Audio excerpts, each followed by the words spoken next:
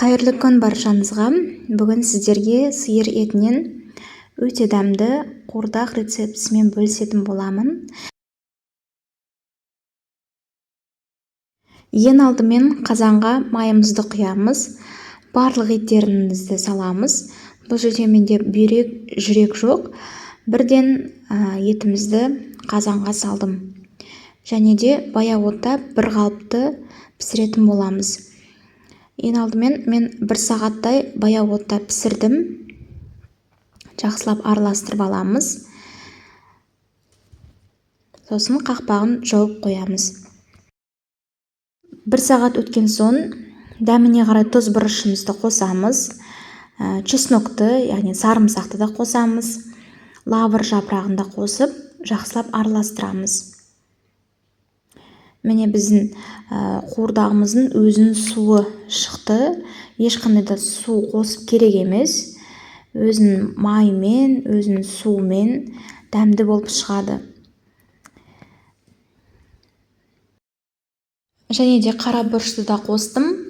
Жалпы қуырдақ тағамы қазақтың дәстүрлі тағамы болып саналады. Темірге де бай, пайдалы тағамдардың бірі болып саналады. Енді сіз майды өз қалауыңызша қосасыз. Міне жақсылап араластырып жатырмын. Одан кейін біз қалауымызша көкөністерді қоссақ болады. Бұл жерде мен картоп және сәбізді қостым.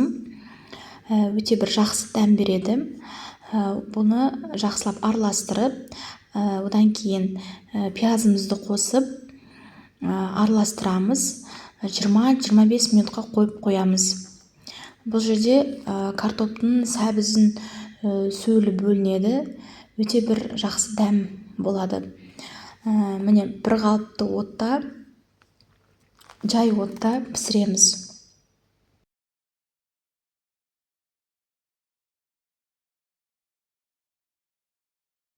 Міне біздің картопымыз, сәбізіміз пісті. Одан кейін тағы да бір пиязды турап, тағы да үстіне пиязды қосамыз. Бұл жолы пиязды араластырмаймыз. Қақпағын жауып 5-10 минутқа пісіретін боламыз баяу отта.